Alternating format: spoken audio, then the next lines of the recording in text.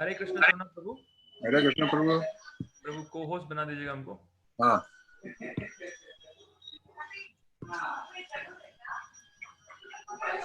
हो गया?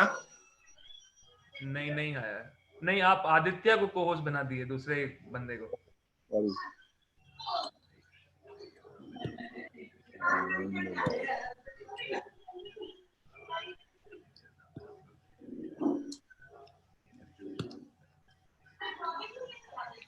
हाँ, आदित्य को को होस्ट से, ये को होस्ट से निकाल दीजिए आदित्य को। आपका हो गया ना? हाँ, हम मेरा हो गया। के आदित्य वर्धान जो है ना, उनको को होस्ट से आप निकाल दीजिए। हाँ ठीक।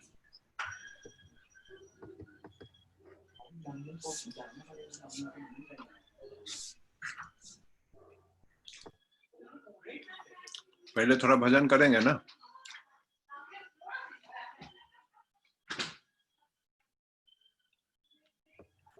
हाँ प्रभु, पहले तो अभी 10 मिनट में स्टार्ट करते हैं, 8 मिनट में।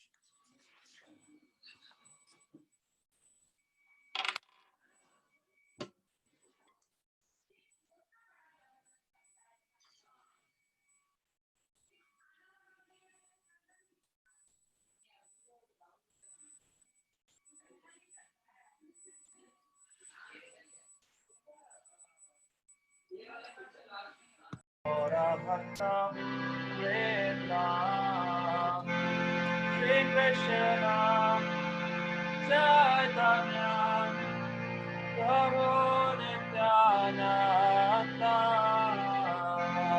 Shri Advaita Gadadhara Srivasadi Gaura Bhakta Vrinda Shri Krishna Chaitanya Prabhu Nityananda Shri Advaita Gadadhara Srivasadi Gaura Bhakta Vrinda Hare Krishna Krishna Krishna Hare Hare Hare Rama, Hare Rama, Rama Rama, Hare Hare, Hare Krishna, Krishna Krishna, Hare Hare, Hare Rama, Hare Rama, Rama Rama, Hare Hare, Hare Krishna, Hare Krishna Krishna, Hare Hare, Hare Rama, Hare Rama, Rama Rama, Hare Hare Krishna, Hare Krishna, Krishna Krishna, Hare Hare, Hare Rama, Hare Rama, Rama Rama, Hare Hare, Hare Krishna, Krishna Krishna, Hare Hare, Hare Rama, Hare Rama, Rama Rama, Hare Hare, Hare Krishna, Krishna Krishna, Hare Hare, Hare Rama, Hare Rama, Rama Rama, Hare Hare, Hare Krishna, Krishna Krishna, Hare Hare, Hare Rama, Hare Rama, Rama Rama, Hare Hare, Hare Krishna, Hare Krishna Krishna, Hare Hare, Hare Rama, Hare Rama, Rama Rama, Hare Hare, Hare Krishna, Hare Krishna, Krishna Krishna, Hare Hare, Hare Rama, Hare Rama, Rama Rama, Hare Hare, Hare Krishna, Hare Krishna, Krishna Krishna, Hare Hare, Hare Rama, Hare Rama, Rama Rama, Hare Hare Krishna, Hare Krishna, Krishna Krishna, Hare Hare, Hare Rama, Hare Rama, Rama Rama, Hare Hare, Hare Krishna, Hare अब कहिए Krishna Krishna, Hare Hare, Hare Rama, पिछवाड़ा तो नहीं समझा रही Hare Rama, Rama Rama, Hare Hare, Hare Krishna, Hare Krishna, Krishna Krishna, Hare Hare, Hare Rama, Hare Rama, Rama Rama, Hare Hare, Hare Krishna, Hare Krishna, Krishna Krishna, Hare Hare, Hare Rama, Hare Rama, Rama Rama, Hare Hare, Hare Krishna, Hare Krishna, Krishna Krishna, Hare Hare, Hare Rama, Hare Rama,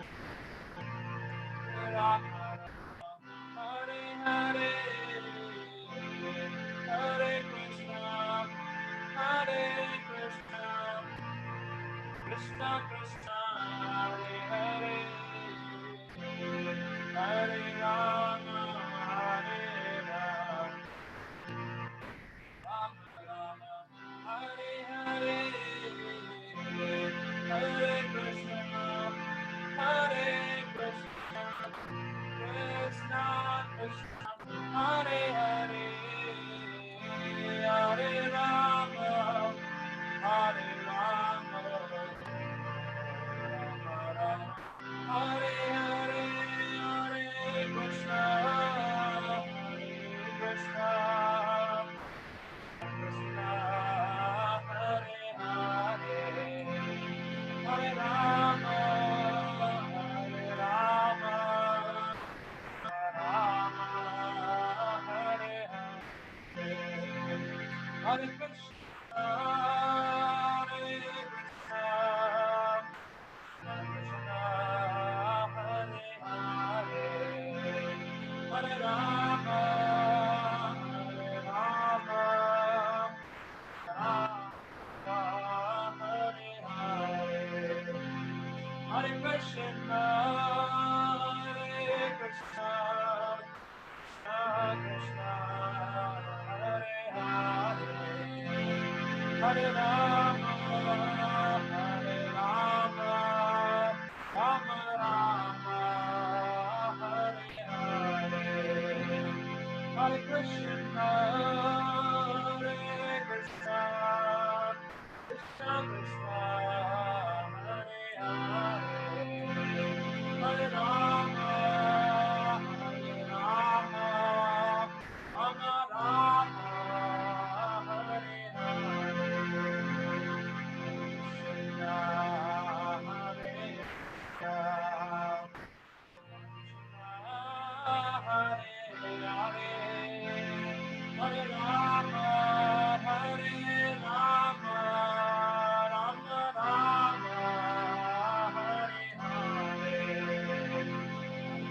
Krishna Hare Krishna Hare Hare Hare Rama Hare Rama Rama Rama Hare Hare Krishna Hare Krishna Hare Hare Hare Rama Hare Rama Rama Hare Hare Krishna Hare Krishna Hare Hare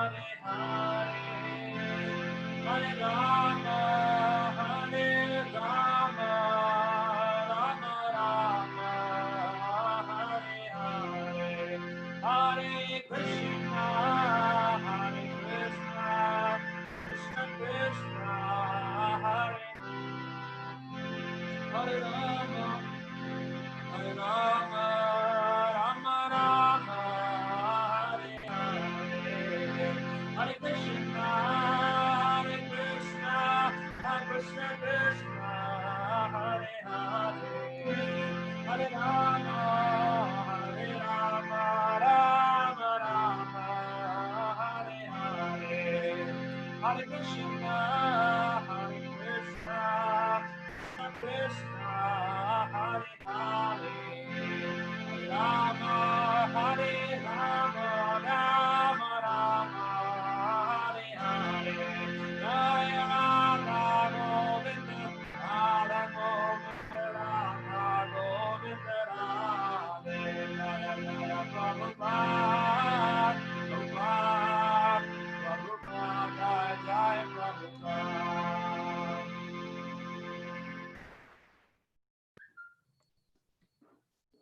Hare Krishna Surna Prabhu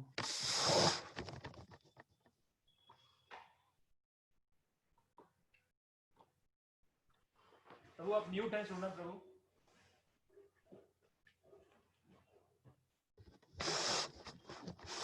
प्रभु हरे Krishna Yes, Prabhu. Yes, Prabhu. Hare Krishna.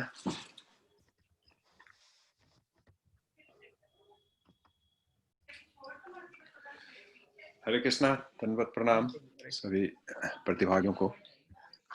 ओम ज्ञानतिमिरान्धस्य ज्ञानाञ्जनशलाकया चक्षुरुन्मीलितं येन तस्मै श्रीगुरुवे नमः। हे कृष्ण करुणा सिंधु दीनबंधु जगतपते गोपेश गोपिका कांत राधा कांत नमस्ते। तप्त कांचन गौरांगी राधे वृंदावनेश्वरी वृषभानुसुते देवी प्रणमामि हरिप्रिये। जय श्री कृष्ण चैतन्य प्रभु नित्यानंद श्री अद्वैत गदाधर श्रीवासादि गौर भक्तवृंद। हरे कृष्णा कृष्णा कृष्णा हरे हरे, हरे राम राम राम हरे हरे। हरे कृष्णा। आप सभी प्रतिभागियों को मेरा दंडवत प्रणाम। आज हम लोग 8वें अध्याय में प्रवेश लेंगे। 7 अध्याय समाप्त हुआ। कल 9वां अध्याय होगा, तो कल आधा रास्ता समाप्त होगा। हम लोग लक्ष्य की तरफ आधे रास्ते में पहुंच जाएंगे। आज हम लोग प्रारंभ करने से पहले गौरव प्रभु वो कुछ ये पोल कर लेते हैं, वो कल नहीं किए थे, तो कल के चैप्टर का कुछ क्वेश्चंस है, तो उसके बाद फिर शुरू करेंगे। ओके।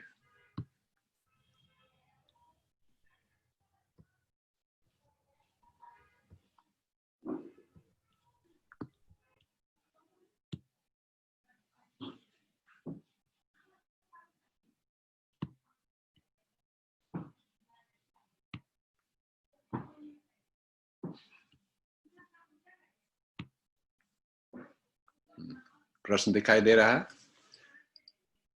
हम लोगों ने 7वें अध्याय में देखा, कृष्ण बोलते हैं जो मैं जल का स्वाद मैं हूं, या जो है मनुष्यों की योग्यता मैं हूं, या आकाश में शब्द मैं हूं, वैदिक मंत्रों में ओम मैं हूं, या सब, इसमें से कौन सा सही है? पहला, दूसरा, तीसरा, चौथा, या सारे चारों? ये श्लोक कल हम लोगों ने पढ़ा था ना, रसो हम अप्सु कौन्तेय।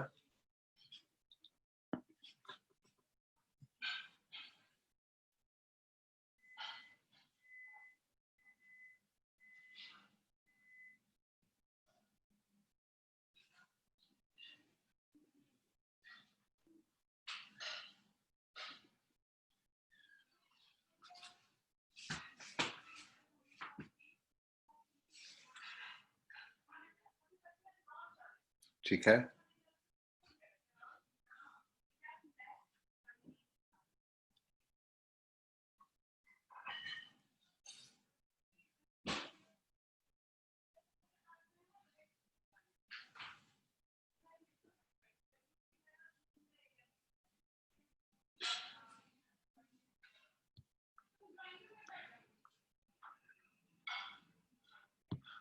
ये है पोल रिजल्ट। 4% लोगों ने बोला रस हूं, जल में, जल का स्वाद मैं ही हूं। 2% लोगों ने बोला ओम, और 94% ने बोला चारों। तो ये सही है। और भगवान ने ही बोला है जो मैं जल में स्वाद हूं, मनुष्यों में उसकी योग्यता हूं, आकाश में शब्द हूं, और वैदिक मंत्रों में ओम हूं। तो मोस्टली लोग सही हैं।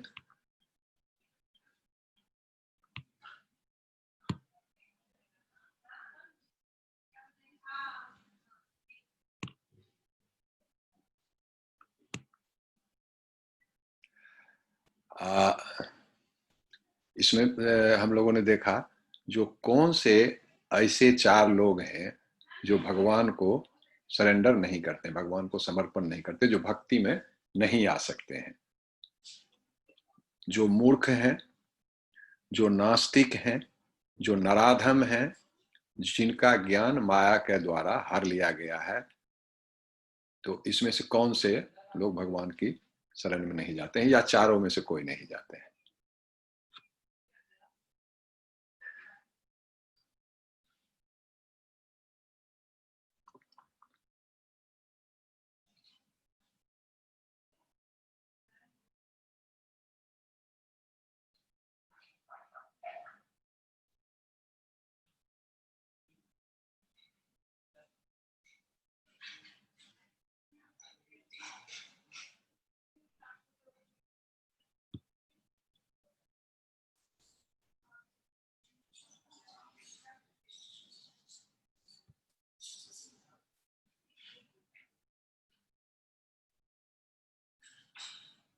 ठीक है, अभी एंड करते हैं।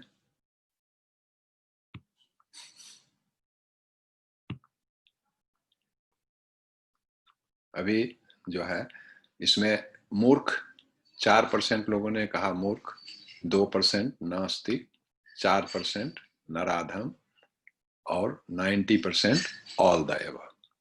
तो ये सही है, जो ज्यादा लोगों ने किया वही सही है। क्योंकि भगवान की शरण में या भक्ति मार्ग में जो मूर्ख हैं, जो नास्तिक हैं, नास्तिक मतलब जो भगवान को नहीं मानते हैं, जो असुर हैं, नराधम हैं, जो बहुत ही निम्न श्रेणी के लोग हैं, और जिनका ज्ञान माया से अपहृत है, आवृत है, ये 4 तरह के लोग भगवान की शरण में या भक्ति मार्ग में नहीं जाते हैं।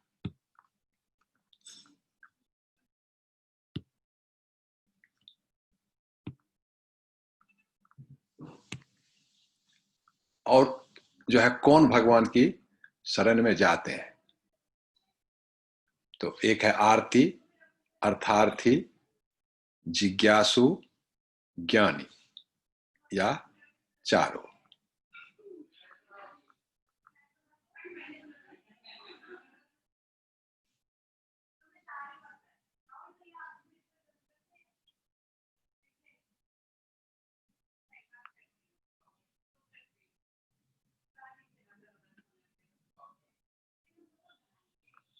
समझ में आया? 4 तरह के लोग हैं, आरती, अर्थार्थी, आरती मतलब जो दुखी हैं, अर्थार्थी जिनको धन की इच्छा है, जिज्ञासु जो जानना चाहते हैं, और ज्ञानी जो ज्ञान या योग मार्ग से भगवान की आंशिक उपलब्धि, ब्रह्म की उपलब्धि या परमात्मा की उपलब्धि कर चुके हैं।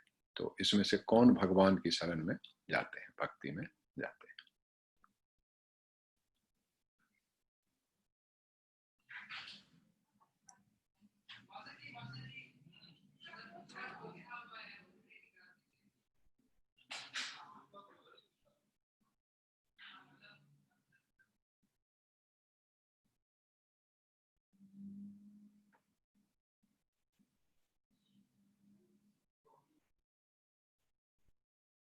ठीक है, एंड करते हैं पोल को। तो इसका भी जो रिजल्ट है वो ऐसा ही है। 2% लोगों ने कहा आरती, 5% लोगों ने कहा जिज्ञासु, 8% लोगों ने कहा ज्ञानी, और 80% लोगों ने कहा चारों। तो ये सही है। जो आरती हैं वो भगवान की शरण में जाते हैं जिनको बहुत दुख है, और दुख का कोई समाधान इस भौतिक सृष्टि में नहीं मिलता है, सगे संबंधी या कहीं भी। जो अर्थार्थी हैं, जो बहुत ही करीब हैं, जिनको धन बिल्कुल नहीं है, तो वो भगवान की शरण में जाते हैं।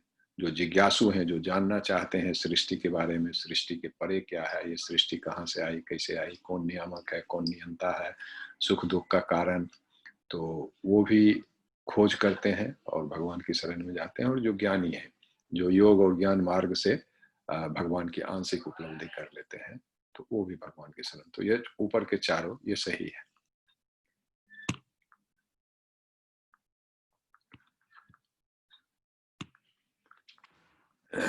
तो हम लोग अब चलेंगे 8वें अध्याय में। हम लोग एक बार रिकैप करेंगे। पहला अध्याय अर्जुन विषाद योग, जिसमें अर्जुन ने युद्ध करने से मना किया है, जो मैं युद्ध नहीं करूंगा। उसके 4 कारण दिए थे उसने, करुणा और ऐश्वर्य भोग, पाप और संतति का विनाश। फिर दूसरे चैप्टर में जो है, जिसको गीता सार के नाम से जानते हैं, उसमें भगवान ने उसको बताया, जो हम शरीर नहीं आत्मा है। नैनम छिदन्ति शस्त्राणि नैनम दहन्ति पावक नैनम क्लेदयन्ति आपः नैनम शोषयति मार्ता। जिसको अग्नि जला नहीं सकते, शस्त्र काट नहीं सकते, पानी भिंगा नहीं सकती, हवा सुखा नहीं सकती। फिर दूसरा ऐश्वर्य भोग का बताया, जो तुम क्षत्रिय हो, अधर्म के विरुद्ध युद्ध करो और विजित होगे तो स्वर्ग जाओगे, धरती का भोग करोगे और पराजित होगे तो स्वर्ग जाओगे। तो इस तरह से चौथा जो है संतति के बारे में उन्होंने बोला, जो तीनों माया के तीनों गुणों को पार करके और भगवान की भक्ति में लगो, बुद्धि योग। के बारे में बताया। फिर उसने तीसरे अध्याय में पूछता है जो आप सही सही बताइए जी क्या करना है। आप सकाम कर्म करने भी बोलते हैं जो युद्ध भी करो तो स्वर्ग मिलेगा, पृथ्वी का राज मिलेगा। फिर बोलते हैं जी नहीं, सभी इस माया से पार होकर के और एकमात्र भगवान में अपनी बुद्धि को लगाओ। तो बुद्धि योग के बारे में बोलते हैं। तो आप क्लियर बताइए जी क्या करना है। तो फिर तीसरे अध्याय में कर्म योग की बात कही और बुद्धि योग और भक्ति योग में कोई अंतर नहीं है, इसके बारे में बताया। फिर चौथा में ज्ञान योग की बात हुई, जो कैसे ज्ञान योग से और यज्ञ कर्मों से भगवान की प्राप्ति की जा सकती है। और पांचवा अध्याय में कर्म योग, विशेषकर कृष्ण भावना भावित होकर के कैसे कर्मयोग किया जा सकता है। क्योंकि निष्काम कर्मयोग या अपने कर्म की फल की इच्छा नहीं रहना या अनासक्त होकर के काम करना या कर्म फल को समर्पण कर देना, तो इस सब में थोड़ा मुश्किल है। तो भगवान उन्होंने बताया कि तुम भगवान की भक्ति करो, जो भी करो भगवान के लिए करो, तो तुम्हारा जो भी सकाम कर्म भी है वो भी उसका भी कर्म फल तुमको नहीं लगेगा। जितने भी कर्म करते हो भगवान को निमित्त मान के, भगवान को सामने रख करके, केंद्र में रख करके, और जितनी भी सेवा है, धन कमाओ या जो भी सेवा है, सब उनके लिए करना है। और फिर छठा अध्याय में हम लोगों ने अष्टांग योग की चर्चा की।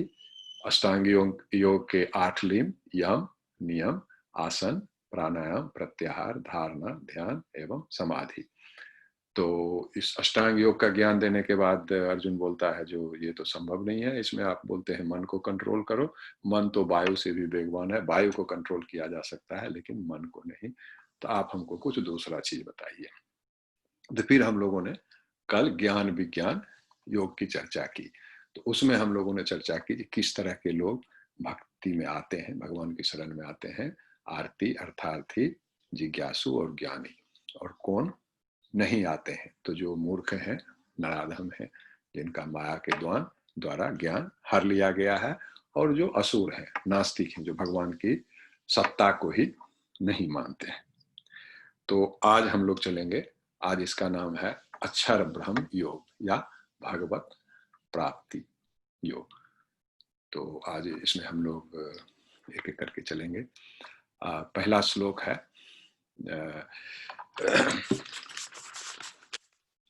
अर्जुन उवाच किम तद ब्रह्म किम अध्यात्मम किम कर्म पुरुषोत्तम आदिभूतम च किम प्रोक्तम अधिदैवम किम उच्यते।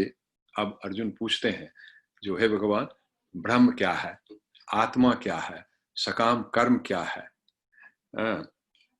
भौतिक जगत क्या है, देवता क्या है, कृपा करके यह सब मुझे बताइए। फिर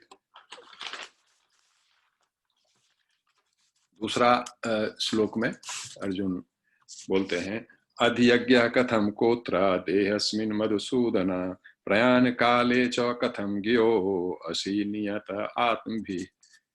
बोलते हैं, हे मधुसूदन, यज्ञ का स्वामी कौन है, वह शरीर में कैसे रहता है, और मृत्यु के समय भक्ति में रहने वाले आपको कैसे जान पाते हैं। तो ये 2 प्रश्न किया हम लोग। नेक्स्ट,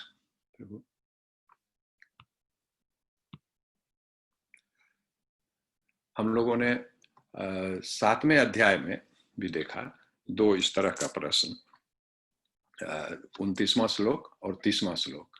इसमें भी कुछ इसी तरह का प्रश्न है। जरा मरण मोक्षाय मामाश्रित्य यतन्ति ये ते ब्रह्म तद्विदुः कृष्णम अध्यात्मम कर्म च अखिलम।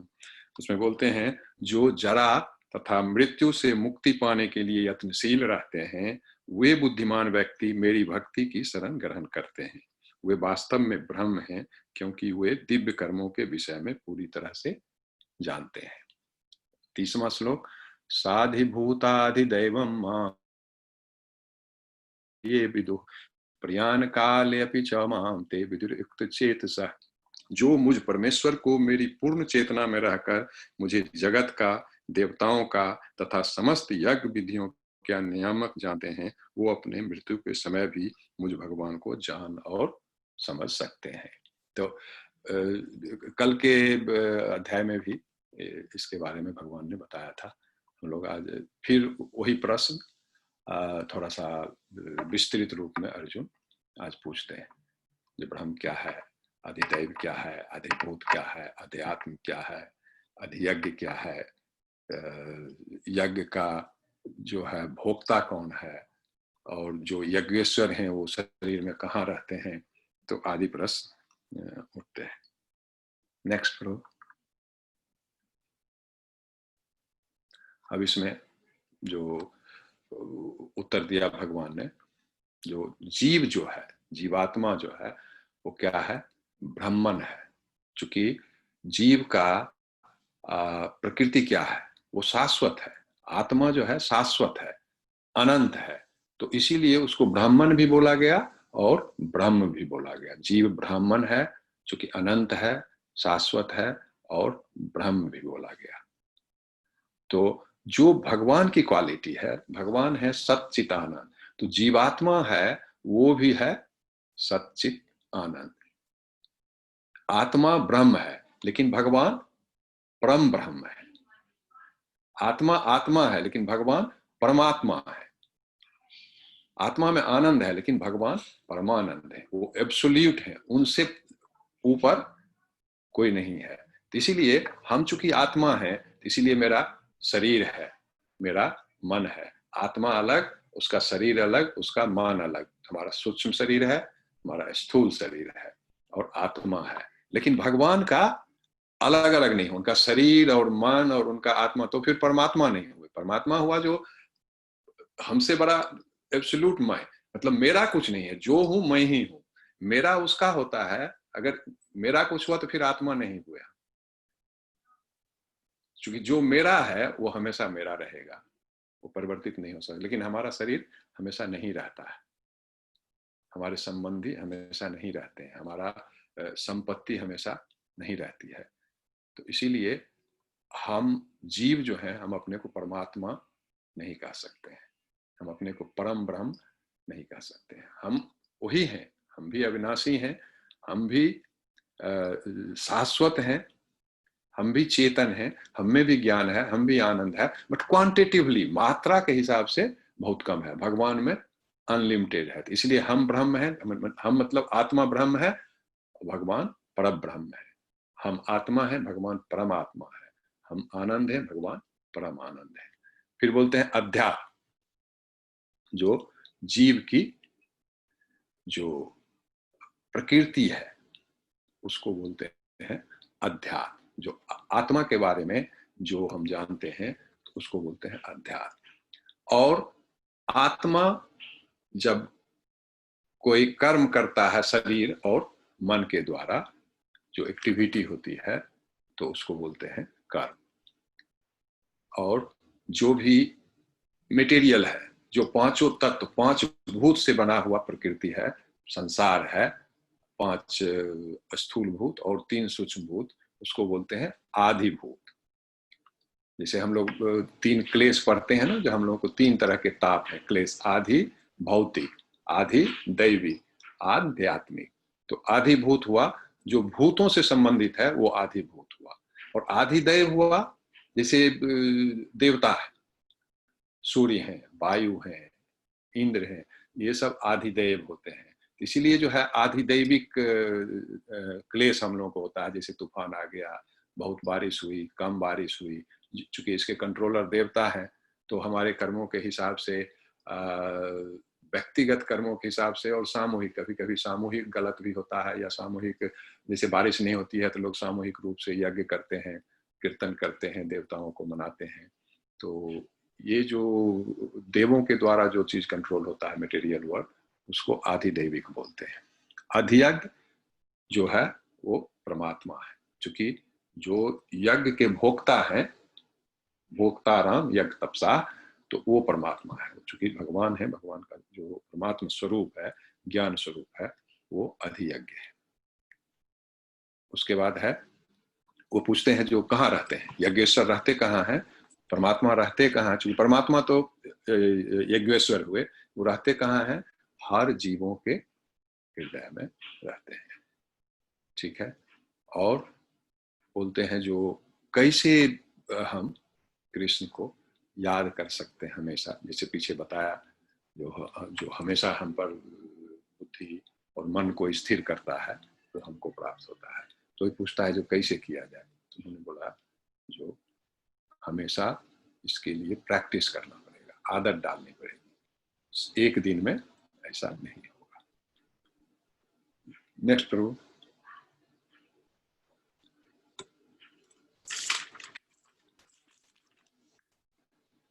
अब तीसरा श्लोक, उसमें भगवान बोलते हैं अविनाशी और दिव्य जीव ब्रह्म कहलाता है और उसका जो है नित्य स्वभाव अध्यात्म या आत्मा कहलाता है। जीवों का भौतिक शरीर से संबंध जो है वो क्रिया या सकाम करता है। यहाँ थोड़ा सा इसमें जो है वो फॉन्ट का गड़बड़ है, इसको हिंदी में लिखने में तो प्रॉब्लम होगा इसको समझने में। ठीक है, तो भगवान ने कहा अविनाशी और दिव्य जीव ब्रह्म, जिसकी हम लोगों ने भी बात की, उसका अनित्य स्वभाव अध्यात्म या आत्मा, भौतिक शरीर से संबंधित काम जो है सकाम कर्म कहलाता है। तो यहाँ जो है दिखा रहे हैं जो कैसे बच्चा जन्म लेता है, फिर बड़ा हुआ, फिर मृत्यु हुई, फिर जन्म लिया, फिर बूढ़ा हुआ, फिर मरा। तो जो सकाम कर्म करते हैं ये साइकिल चलता रहता है। जरूरी नहीं है जो मनुष्य की योनि में जन्म हो। भगवान ने 84 लाख 84 lakhs 8.4 मिलियन स्पेसीज हैं, इतने योनियां हैं, तो किसी में भी आदमी पैदा ले सकता है कर्मों के हिसाब से। तो ऊपर में दिखाया है ना कुछ डिफरेंट तरह की योनि है, तो मनुष्य में भी ले सकते हैं और मनुष्य के नीचे की योनियों में भी कर्म के आधार पर जन्म हो सकता है। नेक्स्ट,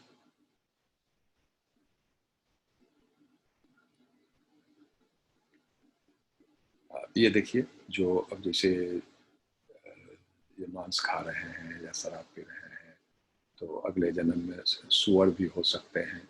इस तरह का विभिन्न कर्मों के करने से जो भगवान के भक्ति कर रहे हैं वो जो है वैकुंठ लोक में या ऊपर के लोकों में जाएंगे। जो लोग व्यभिचार में हैं तो वो फिर जानवर में पैदा होंगे। तो इस तरह का सकाम कर्मों का ये आप देखेंगे गरुड़ पुराण वगैरह में इसका विस्तृत वर्णन है, जो कौन सा कर्म करने से कौन सी योनि मिलेगी। लेकिन ये कर्मों की गति बहुत ही जटिल है, इसको समझना। फिर भी गरुड़ पुराण में काफी कुछ इसके बारे में बताया गया है, कैसा कर्म करने से क्या फल मिलेगा, फिर नरक में कौन से कर्म के लिए नरक में जाना पड़ता है, नरक में क्या भोग है। नेक्स्ट, तो ये 84 लाख जोनियां हैं और ये एक जोनी से दूसरे जोनी में बदलते रहता है। और ये देखिए, ये जो है आप जानते होंगे एक कीड़ा होता है जो इसी शरीर में वो धीरे धीरे अपने शरीर को परिवर्तित करके और तितली में बदल जाता है। तो वो उसकी मृत्यु नहीं होती है, मृत्यु के बाद उसने फिर तितली के योनि में जन्म लिया। ऐसे कीड़े हैं जो अपना इच्छा से धीरे धीरे अपने शरीर को बदल लेते हैं और पहले ये है फिर इस फॉर्म में आते हैं और फिर वो उससे निकल के और तितली हो जाता है। तो आप लोगों ने देखा होगा ऐसा कीड़ा एग्जिस्ट करता है, तो देखा है। नेक्स्ट, 5वां श्लोक, अभ्यास योग युक्तेन चेतसा न अन्यगामिना परमं पुरुषं दिव्यं याति पार्थ अनुचिंतयन्। बोलते हैं जो मृत्यु के समय जब शरीर त्याग करता है और सिर्फ हमको याद करते हुए मेरे को याद करते हुए शरीर त्याग करता है, मेरा स्मरण करते हुए शरीर त्याग करता है, तो फिर वो मुझको भी प्राप्त होता है। ये देख रहे हैं भीष्म पितामह।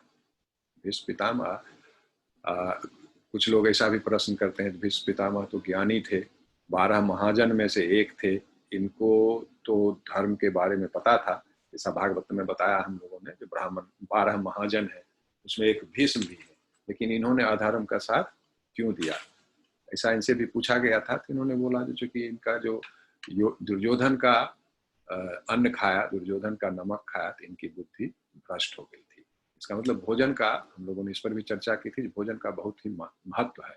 तो कैसा भोजन हम करते हैं उसी के हिसाब से हमारा मन बनता है। अन्न से मन पर बहुत ही प्रभाव पड़ता है। तो इन्होंने चूंकि अधर्म का अन्न खाया तो इनका मन भ्रमित हो गया था। लेकिन जब कृष्ण, आप देखे होंगे लास्ट में जब भीष्म चूंकि सेना नायक थे दुर्योधन के, और जब दुर्योधन के पक्ष के काफी लोग मारे गए, तब दुर्योधन ने इनको जाकर के बहुत ताना दिया, जो लगता है आप अर्जुन को ही सपोर्ट कर रहे हैं, अर्जुन को ही प्यार करते हैं। तब इन्होंने वचन दिया, आज मैं अर्जुन को मार के ही रहूंगा, और बहुत ही फेरोसियसली युद्ध किया। तो भगवान कृष्ण को रथ का चक्का लेके खुद आगे आना पड़ा, जबकि कृष्ण ने बोला था जब मैं युद्ध में भाग नहीं लूंगा, लेकिन अपने भक्त के लिए, अर्जुन के लिए उन्होंने अपनी प्रतिज्ञा तोड़ दी। और जैसे ही कृष्ण ने रथ का चक्का उठाया, भीष्म ने अपना तीर धनुष नीचे रख दिया। भीष्म की एक ही इच्छा थी, क्योंकि भीष्म जो है बहुत वीर थे, इनकी इच्छा थी कि एक बार भगवान से भी युद्ध करने का मजा लिया जाए, लेकिन भगवान से युद्ध नहीं कर सके। जस्ट जैसे ही भगवान ने रथ का चक्का उठा के दौड़ा इनकी तरफ, इन्होंने समर्पण कर दिया। फिर इनको जो है अर्जुन ने तीर मार करके इनके लिए बेड बनाया और इसी पर सोए हुए हैं, और ये प्रतीक्षा कर रहे हैं जो सूर्य जब उत्तरायण होगा तब अपना शरीर त्याग करेंगे। क्योंकि योगी जो है अपनी इच्छा से अपने शरीर का त्याग कर सकते हैं। शास्त्रों के हिसाब से कब शरीर त्याग करना चाहिए, जैसे शास्त्रों में इसी चैप्टर में है, इसी चैप्टर में आगे है, जो शुक्ल पक्ष में दिन में या शुक्ल पक्ष में या जब सूर्य उत्तरायण हो, तो ये सब समय है। इस समय में अगर आप शरीर त्याग करते हैं तो आत्मा मुक्त हो जाती है और वैकुंठ की प्राप्ति होती है। लेकिन अगर रात्रि में हो, कृष्ण पक्ष में हो, अंधेरे में हो, सूर्य जब दक्षिणायन होता है तब मृत्यु हो, तो उसमें माना जाता है कि चंद्रलोक को जाते हैं, चंद्रलोक से फिर वापस आना पड़ता है। चंद्रलोक से मुक्त नहीं हो सकते हैं, लेकिन जो प्रकाश में जाते हैं तो वो मुक्त हो जाते हैं। सूर्य लोक जाते हैं तो वहां से फिर आगे उनका गमन होता है। इसलिए भीष्म पितामह प्रतीक्षा कर रहे हैं, जो कब सूर्य उत्तरायण होगा तब ये अपना शरीर त्याग करेंगे। नेक्स्ट, आनि भूतानि गच्छन्ति यमालयम् शेषा स्थावरम इच्छन्ति किम आश्रयम अतः परम। ये श्रीमद् भागवतम का एक श्लोक है, और आप लोग जानते होंगे यक्ष ने महाराज युधिष्ठिर से कुछ प्रश्न किए थे, बहुत सारे प्रश्न किए थे। उसमें सबसे पहला प्रश्न था, जो सबसे बड़ा आश्चर्य क्या है। तो युधिष्ठिर ने बोला था, जो हम देखते हैं जो हमारे सगे संबंधी, हमारे पड़ोसी, देश के लोग, दुनिया के लोग, हमारे जानने वाले सब मर रहे हैं। हम लोग जाते भी हैं, उनको जो है क्रिया भी करते हैं, श्मशान भी जाते हैं, जलाते भी हैं, लेकिन हम भी मरेंगे इसका विश्वास नहीं होता है। कोई नहीं सोचता कि हम भी मर जाएंगे। बोले सबसे बड़ा आश्चर्य यही है। हम लोग जैसे मृत शरीर को जलाने के लिए नदी में ले जाते हैं, वहाँ जलाते हैं, तो उस समय थोड़ा सा लोगों को लगता है, जब उसको अग्नि क्रिया होती है, जलाया जाता है, लगता है कि क्या जीवन है, ये कैसा आदमी था, कितना कमाया, कितना नाम था, कितना पद था, या कितना द्वेष था, जो भी है, तो अंत में यही गति प्राप्त होनी है। तो उस समय हमें वैराग्य होता है जीवन से, लेकिन इसको बोला जाता है श्मशान वैराग्य।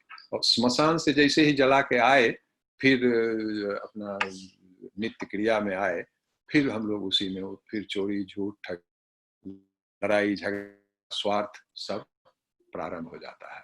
तो वैराग्य होता है, क्षणिक वैराग्य होता है। जब तक घाट पर हैं, जब तक शरीर जल रहा है, तभी तक ये वैराग्य रहता है। इस वैराग्य को श्मशान वैराग्य के नाम से जाना जाता है। तो ये वही उसी कथा से इसको लिया गया है। ये गीता का श्लोक नहीं है, भागवतम कैंटो 1 में है। तो उसमें कई प्रश्न यक्ष ने पूछे हैं। तो ये पहला प्रश्न है, सबसे बड़ा आश्चर्य क्या है। सबसे बड़ा आश्चर्य, हम रोज देखते हैं आदमी मर रहा है, लेकिन हम भी मरेंगे ये विश्वास नहीं होता। और अगर हमको ये विश्वास हो, स्मरण रहे, हमेशा स्मरण रहे जो मैं भी मरूंगा, मैं भी मरूंगा, मैं भी मरूंगा, तो फिर कोई गलत काम हम नहीं करेंगे, निश्चित रूप से नहीं करेंगे। और हमारा ध्यान हमेशा भगवान के चरण में लगा रहेगा। तो ये समझ जो है, इसलिए ये हम लोगों ने देना उचित समझा। फिर छठा, यम यम बाप स्मरण भावम त्यजति अन्ते कलेवरम तम तमयति कौन्तेय सदा तद भाव भावितः। बोलते हैं जो शरीर छोड़ने के समय उसकी मानसिक स्थिति जैसी रहती है, उसी हिसाब से उसको अगला शरीर प्राप्त होता है। यम यम बाप स्मरण भावम त्यजति अन्ते कलेवरम, जो स्मरण करते हुए वह अपना शरीर त्याग करता है, तम तम अवेति कौन्तेय, है अर्जुन, उस हिसाब से, उस भाव से ही उसको अगला कलेवर प्राप्त होता है। इसकी कहानी हम लोगों ने पहले भी चर्चा की थी। ये भरत महाराज हैं जो बहुत बड़े ऋषि थे। नेक्स्ट, ये देखिए, वो बड़े साधु थे, जंगल में रहते थे, उनका आश्रम था। अब एक दिन उसकी माँ को किसी शेर ने मार दिया और ये शावक को उठा के ले आए, अपने आश्रम में रखा। धीरे धीरे बड़ा हुआ और जो भरत महाराज को इस शावक से बहुत प्रेम हो गया, जबकि मुक्त आत्मा थे, बहुत बड़े योगी थे, फिर भी इसको प्यार करने लगे। नेक्स्ट पढ़ो।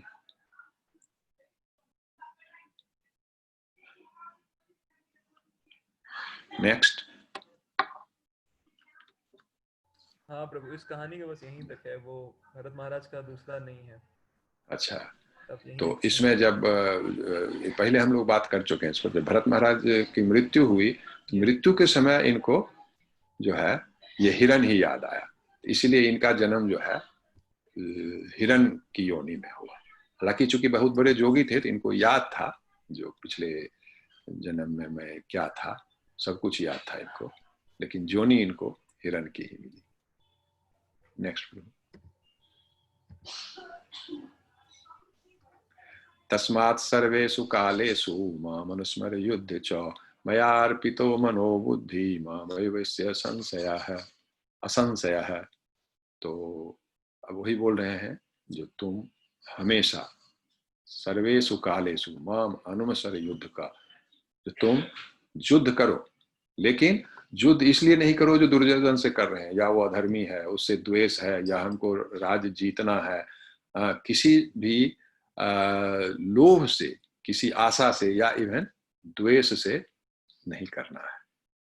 तुम हमको ध्यान करते हुए मया अर्पितम मनोबुद्धि, मन और बुद्धि को हम में लगा करके हमको ध्यान करते हो, जो हमने तुमको बोला है, और तुम सिर्फ इसलिए युद्ध कर रहे हो, तुम अपने धर्म का पालन कर रहे हो, और कोई इच्छा या कोई द्वेष या किसी घृणा के वशीभूत होकर के तुम युद्ध नहीं करो। तो वही है जो अपना हरे कृष्ण महामंत्र का जप करते रहेंगे हमेशा, तो फिर मृत्यु के समय वही याद आएगा। और हरे कृष्ण महामंत्र भगवान को ध्यान में रखते और जो भी कर्म करेंगे, जो भी नित्य कर्म है वो करेंगे, लेकिन वो इच्छा या द्वेष या घृणा आसक्ति के वशीभूत होकर के नहीं करेंगे। हरे कृष्ण का मंत्र चलता रहेगा तो फिर वो कर्म का बंधन हमें नहीं होगा, और मृत्यु के समय जो भगवान याद आएंगे तो निश्चित रूप से हम उनके धाम में जाएंगे। कि भगवान ने यहाँ बहुत ही स्ट्रांगली, बहुत ही मजबूती से इसको स्पष्ट रूप में असंशय बोलते हैं। असंशय, इसमें कोई संशय नहीं है, कोई डाउट नहीं है, ऐसा होता है। नेक्स्ट।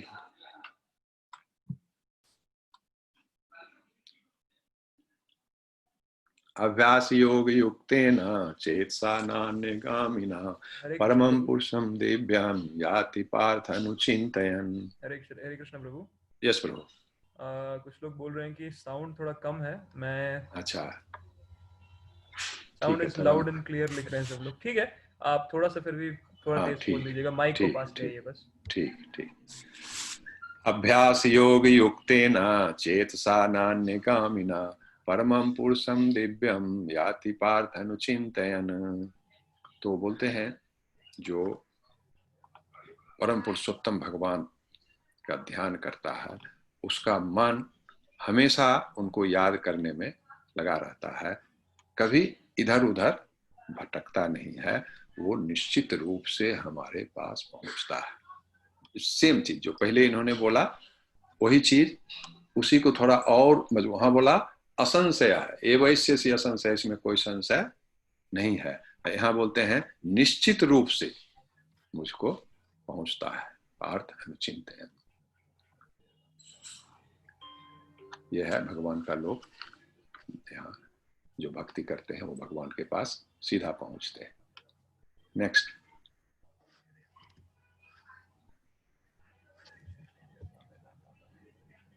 ये देखिए ये कौन है, इनकी भी पहले चर्चा की हमने, अजामिल।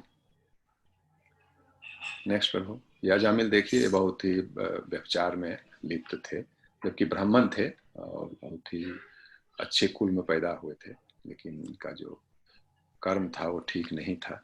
नेक्स्ट पर हो,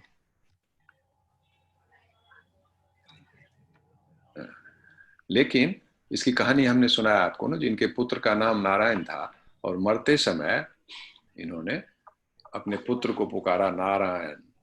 अब इनको देखिए ये जमदूत सब आ चुके हैं, क्योंकि इनको कर्मों के हिसाब से इनको नर्क जाना था, जमदूत आ गए हैं, इनको जमपास में बांध रहे हैं ले जाने के लिए। जैसे ही नारायण बोला ये देखिए विष्णुदूत कूद पड़े ऊपर से, जरे कौन पुकारा। और यहाँ जो है युद्ध होता है, यमदूतों को ये विष्णुदूत भगा देते हैं, जमपास को काट देते हैं और फिर इनको विष्णु लोक ले जाते हैं। नेक्स्ट,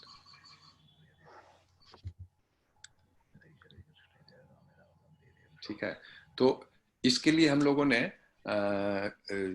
चर्चा की थी, 3 तरह के नाम जप, नामाभास, नाम अपराध और शुद्ध नाम।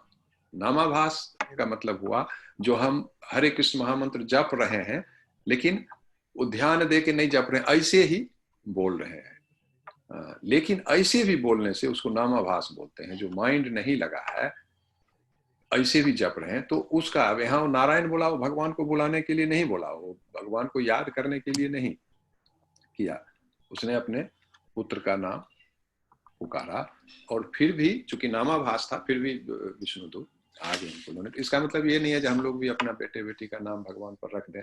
तो अजामिल ने अपने बेटे का नाम नारायण पुकारा, लेकिन हम लोग पुकारेंगे इसकी कोई गारंटी नहीं है, क्योंकि आप देखे होंगे जिन लोगों ने मरते हुए लोगों को देखा होगा 9-10 दिन पहले से उनकी प्राण शक्ति कम हो जाती है। हाँ, देखेंगे आंख खुला रह गया, आंख नहीं बंद हो रहा, फिर मुंह खुला रह जाता है, कंठ जो है कफ बात पित्त आदि की में वृद्धि हो जाती है, आवाज निकलना बंद हो जाता है। कुछ लोग तो जब जमदूतों को देखते हैं तो बेहोश हो जाते हैं। प्राय देखेंगे मृत्यु के पहले लोग जो इनका नॉर्मल नेचुरल डेथ होता है, और अगर भक्त नहीं है या उन्होंने अच्छे कर्म नहीं किए हैं तो उनको नजर आने लगता है। पहले तो जमदूत की रूपरेखा को देख के ही बेहोश हो जाते हैं, और अगर उनको जमदूत और कुछ बताएं जो कहाँ ले जाएंगे उनको, नरक का दृश्य दिखा दें तो बेहोश हो जाते हैं। तो इसीलिए ये सोच के जो चलो अजामिल की तरह हम भी कर लें, तो ये सोचना गलत है। अजामिल बहुत ही बड़ा ब्राह्मण था, बहुत ही पुण्यात्मा था, बहुत बड़ा भक्त था, लेकिन ऐसा कुछ हुआ जो भटक गया, लेकिन जो उसके पुराने पुण्य थे उसका उनको लाभ हुआ। ऐसा भी नहीं है अजामिल उसी समय विष्णु लोक चले गए, मतलब वो ऐसा होने पर वो फिर भक्त बन गए और उसके बाद कालांतर में वो मुक्त हुए। लेकिन ये सब चीज उन्होंने देखा तो फिर उन्होंने पाप कर्म छोड़ दिया था। तो इसलिए ये जस्ट एक समझने के लिए नामाभास क्या है। नामापराध बोलते हैं जो हम जब जप करते हैं लेकिन अपराध के साथ करते हैं। अपराध का मतलब गुरु की अवज्ञा करना, वैष्णवों का शिकायत करना, भगवान कृष्ण को आम आदमी के समान समझना, गुरु को आम आदमी के समान समझना, हरे कृष्ण महामंत्र को आम मंत्र के समान समझना, तो ये सब कुछ अपराध में आते हैं। तो ये अपराध भी करते हैं और जप भी करते हैं, इसलिए इसको बोला जाता है नाम अपराध, अपराध सहित नाम जप।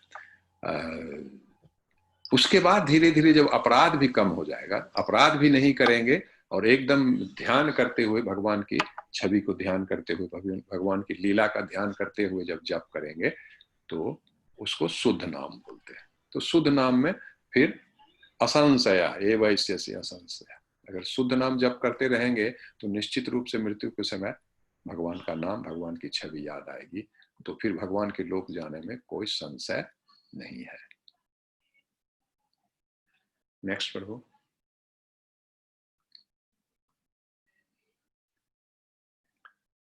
अब 9वां श्लोक है, जो भगवान बोलते हैं जो मैं परम पुरुषोत्तम भगवान हूं, मैं आदि हूं, मैं अद्वैत हूं, मैंने मेरा कोई प्रारंभ नहीं है, मेरा कोई अंत नहीं है, मैं इस सृष्टि का और आध्यात्मिक लोक का सब का कंट्रोलर मैं हूं, और अणुओं में अणुअनिया, अणुओं से भी छोटा हूं। अणु की परिभाषा क्या दी गई हम लोगों के जो वैदिक स्क्रिप्चर में बताया जाता है, आत्मा का साइज क्या है, जो केस का सबसे छोटा टुकड़ा जो काट सकते हैं, एक बाल का अग्रभाग, और उसको फिर 10,000 टुकड़े में करिए तो वो आत्मा का साइज है। अणु का कनाद ने अपने वैशेषिक दर्शन में बताया, आप देखते होंगे जो घर में फूस वगैरह का घर या खपरेल घर होता है, उसमें कहीं छोटा सा छेद रहता है और उससे सूरज की रोशनी आती है, तो आप देखते होंगे उसमें बड़े छोटे छोटे छोटे धूल कण आपको दिखाई देंगे, प्रकाश का लाइन आ रहा है और उसमें छोटे छोटे धूल कण है। तो वो धूल कण को 60,000 भाग करेंगे तो वो अणु का साइज है, और भगवान उस अणु के अंदर भी रहते हैं। ब्रह्म संगीता में भगवान ने बोला, अद्वैतम अच्युतम अनादि अनंत रूपम आद्यम पुराण पुरुषम नव यौवनम च वेदेषु दुर्लभम अदुर्लभम आत्म भक्तो गोविंदम आदि पुरुषम तम हम भजामी। भगवान ब्रह्मा इनकी स्तुति कर रहे हैं, तो बोलते हैं आप अद्वैत हैं, आप ही सब कुछ हैं, आप परम भगवान हैं, और प्रकृति भी आप ही से निकली हुई है और जीवात्मा भी आप ही से निकला हुआ है। तो आप अद्वैत हैं, अच्युत हैं, आप कभी आध्यात्मिक लोक से नीचे गिरते नहीं, आपका च्युत आप नहीं होते हैं। अच्छा नहीं, अद्वैतम अच्युतम अनादि अनंत रूपम, आपके अनंत रूप है, आपके अनंत विस्तार है, आपका कोई प्रारंभ नहीं है, आपका कोई अंत नहीं है। वेदेषु दुर्लभम अदुर्लभम आत्मभक्तो, और जो सारे वेदों का ज्ञानी हैं उनको भी आप नहीं मिलते हैं, लेकिन जो भक्त हैं उसको आप जो है सुदुर्लभ है, उनको मिल जाते हैं। वेदज्ञ को नहीं मिलते हैं, ज्ञानियों को नहीं मिलते हैं, योगियों को नहीं मिलते हैं, लेकिन जो भक्त हैं उनको मिल जाते हैं। वो बोलते हैं ये जो सूर्य है, चंद्रमा है, सारा सृष्टि है, वो सारे का कंट्रोल मेरे कंट्रोलर मैं ही हूँ। सूर्य का प्रकाश मैं ही हूँ, चंद्रमा का प्रकाश मैं ही हूँ, ये सारा जो पंचभूत हैं, स्थूल भूत हैं, 3 सूक्ष्म भूत हैं, महतत्व है, बुद्धि है, वो मैं ही हूँ। तो प्रकारांतर से सारा सृष्टि आध्यात्मिक हो, भौतिक हो और जीवात्मा हो, सब भगवान से ही निश्रित है, सबके कंट्रोलर यही है। तो अणु में भी रहते हैं, हमारे हृदय, छोटा जीव, आप समझिए अमीबा है, वो जीव ही इतना छोटा होता है जिसको आप देख नहीं सकते हैं, खुली आंखों से छोटे छोटे बैक्टीरिया को आप नहीं देख सकते हैं, और उसके अंदर भी भगवान परमात्मा रूप में है। एटम इतना छोटा है जिसको आप आंखों से देख नहीं सकते, उसके अंदर भी भगवान रहते हैं। नेक्स्ट। तो इसीलिए अब देखिए, ब्रह्मा भी ध्यान करते हैं किनका? भगवान का, विष्णु का, महाविष्णु का। यहाँ देखिए शिव जी, ये भी ध्यान करते हैं किसका? भगवान का। कुछ लोग बोलते हैं ना, जैसे कुछ लोगों में होता है जिन्हें शिव बड़े हैं या विष्णु बड़े हैं। आप भगवान को, कृष्ण को आप कभी ध्यान करते हुए, विष्णु को आप देखते हैं निद्रा में रहते हैं, वो रमा देवी लक्ष्मी के साथ योग निद्रा में रहते हैं, वो ध्यान नहीं करते हैं किसी का। योग निद्रा का मतलब है जो वो लगता है जो सोए हैं, बट वो हमेशा अलर्ट रहते हैं, हमेशा जगे रहते हैं, सोते नहीं, योग निद्रा में है। देखना रमा देवी के साथ, मतलब आत्माराम है, भगवान को आत्माराम बोला था। जो भगवान सत्यचित आनंद है, उनका शरीर जो है मिट्टी पानी जल का नहीं बना हुआ, वो चित धातु का बना हुआ है, वो ब्रह्म प्रकाश का बना हुआ है, ज्ञान का बना हुआ और आनंद का बना हुआ, उनमें तीन ही मटेरियल है और कुछ नहीं है। तो वो अपने ही अपने आनंद में ये मस्त रहते हैं, तो उसी को बोलते हैं योग निद्रा, आत्माराम है। तो अपने ही आनंद में खोए रहते हैं, तो उसी को योग निद्रा। योग निद्रा का मतलब सोना नहीं होता, योग निद्रा का मतलब एब्सोल्यूट अवेयरनेस, अलर्टनेस, हमेशा जागृत रहते हैं। माम उत्पत्त्य पुनर्जन्म दुखालयम अशाश्वतम नाप्नुवन्ति महात्मानः संसिद्धिं परमां गता। तो बोलते हैं जो शुद्ध आत्मा है, जो योगी है, योगी मतलब जो भक्ति योग में आया हुआ है। ज्ञान योग जो हम लोगों ने देखा कल, 4 सोपान, कर्म योग, ज्ञान योग, अष्टांग योग, भक्ति योग। भक्ति योग होकर के ही भगवान के पास रास्ता जाता है, और जो ज्ञान योग तक रह गए तो वो भगवान के परम सिद्धि प्राप्त नहीं होती है, भगवान के परमात्म रूप को प्राप्त करते हैं, भगवान के ब्रह्म स्वरूप को प्राप्त करते हैं, भगवान को प्राप्त नहीं करते हैं। तो जो भक्ति में निष्णात है, जो उनके लोक जाता है, तो फिर वो लौट करके नहीं आता है। भगवान के लोक जाने से रिटर्न संभव नहीं है। यद गत्वा न निवर्तन्ते तत धामम परमम मम, भगवान ने बोला है जो मेरे लोक में आ जाता है फिर उसको लौट के इस जगत में नहीं आना पड़ता, इस संसार में नहीं आना पड़ता है। संसार का क्या मतलब है? संस्कृति, जो जिसका संसरण होता है। संसरण मतलब हमेशा ससरते रहता है, ससरते रहता है मतलब परिवर्तन होते रहता है। संसार शब्द ही इसी से आया है, जो हमेशा परिवर्तित होते रहता है, हमेशा चेंज होते रहता है, वही संसार है। वहां कोई चेंज नहीं होता है, इसलिए वो संसार की श्रेणी में नहीं आता है। अब ये देखिए, इसीलिए ये जेल से निकल के भाग रहा है। तो हम लोगों को भी कोशिश करना चाहिए, जो संसार रूपी जो जेल है, जो हमेशा परिवर्तित होते रहता है, उसको जो भगवान ने विधि बताया है उस विधि का अनुपालन करते हुए इससे हम लोग भी भाग सकें। नेक्स्ट प्रभु।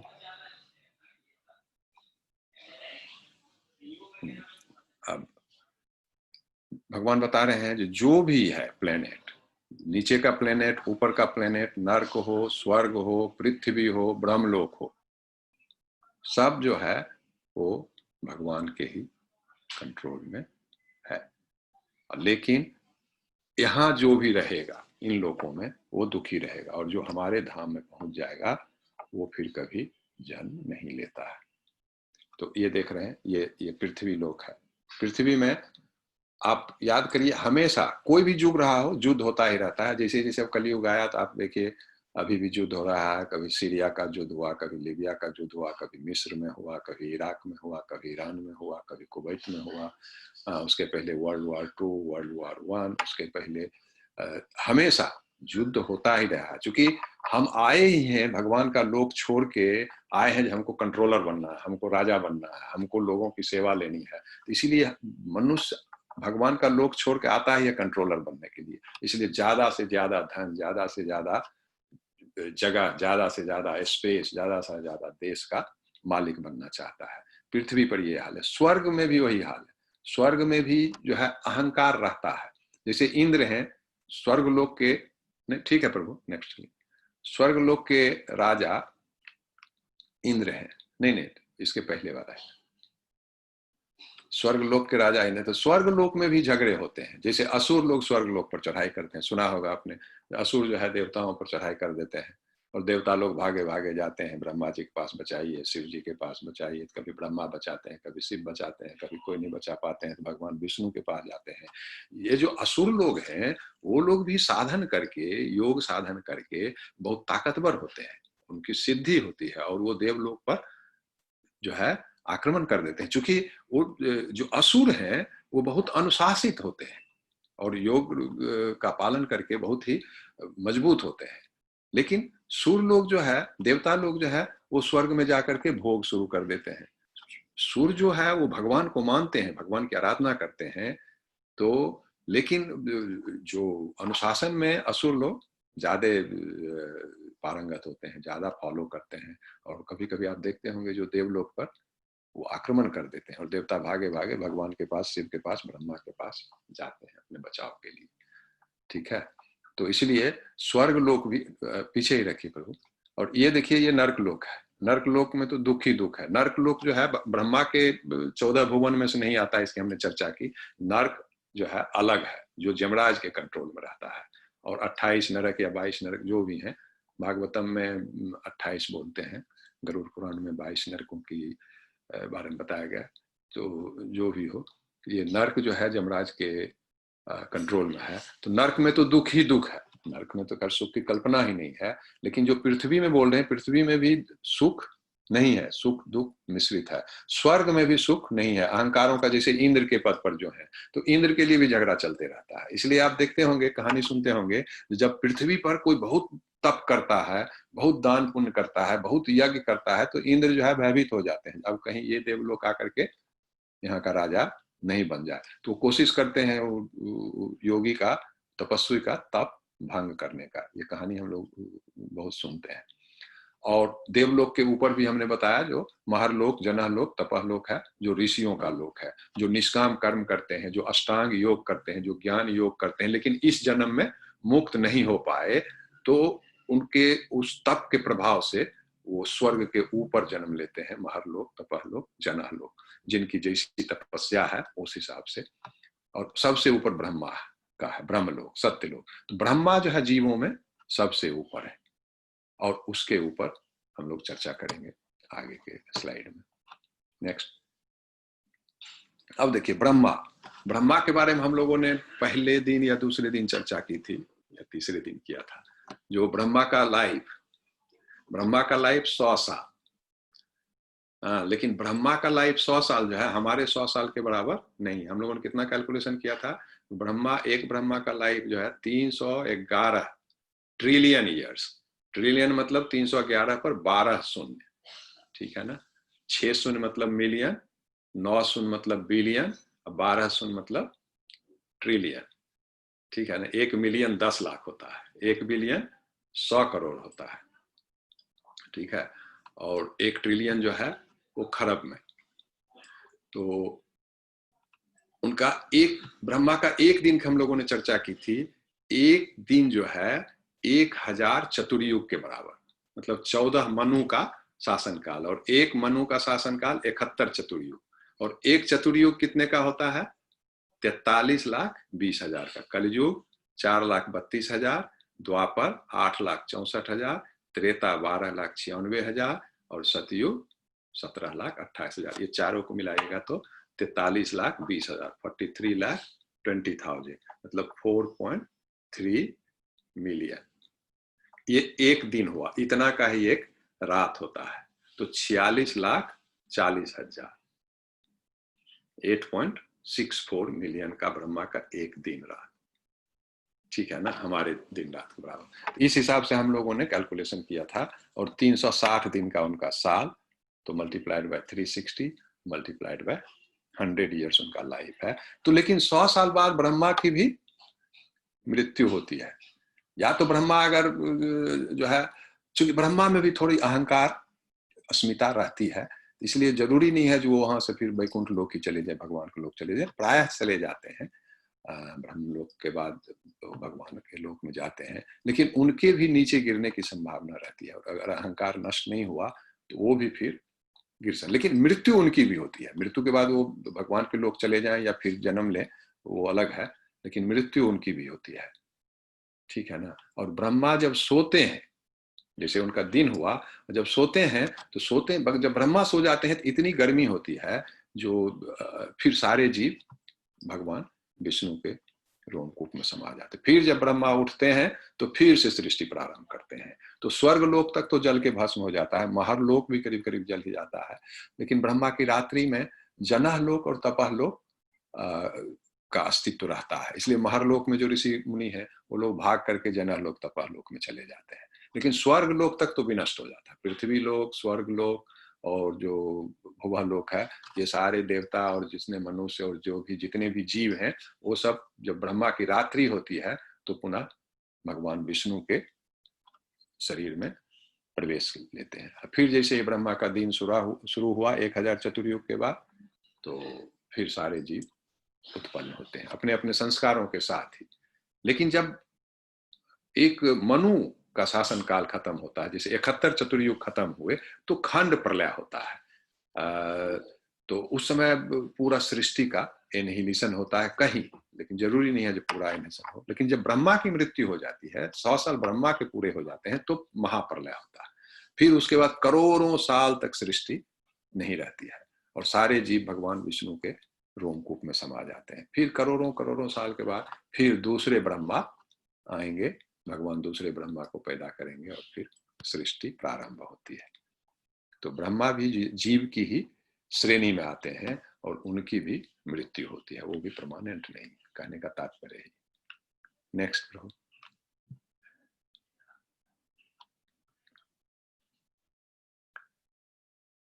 लेकिन जो ये हमने दिखाया, जो पृथ्वी, स्वर्गलोक, नरक और ब्रह्मलोक, सबसे ऊपर का ब्रह्मलोक, और नीचे जो भी महरलोक, जनलोक, तपालोक है, वो तो अशाश्वत है ही। और भूमि के नीचे जो तल, अतल, वितल, सुतल, तलातल, महातल, रसातल, पताल, जहाँ नागलोक वगैरह है, जो बलि महाराज का लोक है, तो इस तरह के असुर लोगों का लोक है नीचे, तो वो सब भी अशाश्वत है, वो सब अशाश्वत है। लेकिन इस सब के ऊपर, ब्रह्मलोक के ऊपर जो ब्रह्म ज्योति है, उसके ऊपर ये लोक है जो लोग शाश्वत है। जो लोग शाश्वत है, ये भगवान है, चतुर्भुज नारायण है, और देख रहे हैं सभी देवी देवता इनकी पूजा में लगे हुए हैं। तो इसका एनिहिलेशन नहीं होता है एक लोक का, तो इसको वैकुंठ लोक बोलते हैं। नेक्स्ट।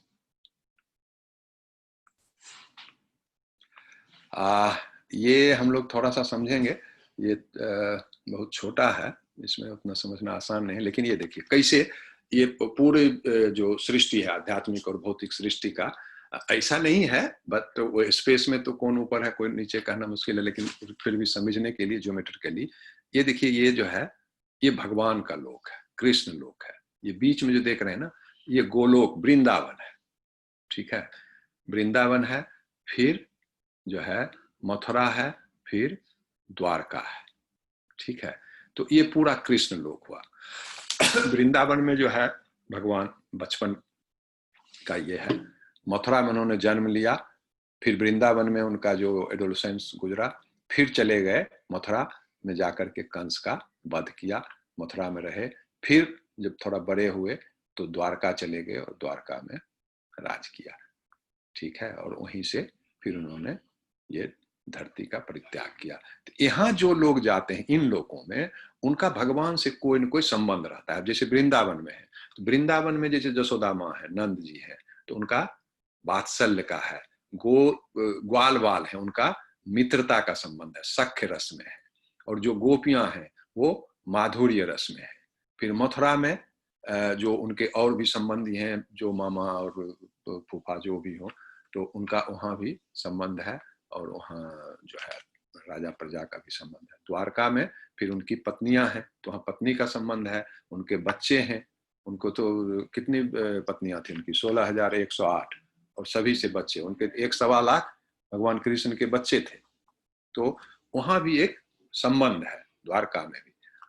तो ये 3 हो गया, ये कृष्ण लोक हो गया। उसके नीचे अयोध्या, ठीक है ना, अयोध्या। और यहाँ जो है भगवान 2 हाथ वाले भगवान है, यहाँ कृष्ण के 2 हाथ, मथुरा में भी 2 हाथ, द्वारका में भी 2 हाथ। अयोध्या में आ जाइए तो वहां भी जो है भगवान राम के 2 हाथ हैं। अब ये आ जाइए, ये देखिए, ये वैकुंठ लोक है।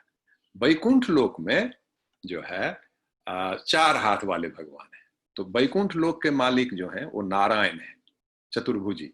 यहाँ, और यहाँ जितने देख रहे हैं वैकुंठ लोक जितने हैं, नरसिंह देव भगवान है, वामन है, हरि हैं, अच्युत हैं, उपेंद्र हैं, आपको अधोक्षज हैं, श्रीहरि हैं, एक और कृष्ण, एक तो ये कृष्ण है, एक चतुर्भुजी कृष्ण भी है, तो सब है, सब चतुर्भुज वाले हैं। और ये जो ऊपर देख रहे हैं ये चतुर्व्यूह बोलते हैं। तो इसमें जो है वासुदेव, संकर्षण, अनिरुद्ध, प्रद्युम्न, अनिरुद्ध, ये चारों तरफ है। और ये जो उजला दिखाई दे इसको बोलते हैं श्वेत द्वीप, श्वेत द्वीप धाम। और ये वैकुंठ लोक हो गया। वैकुंठ लोक में तो चतुर्भुजी हैं, यहाँ के मालिक नारायण हुए। ठीक है, अब यहाँ देखेंगे जो चतुर्भुजी हैं, तो यहाँ एक लोक है, आपको ये पड़ेगा कौन सा,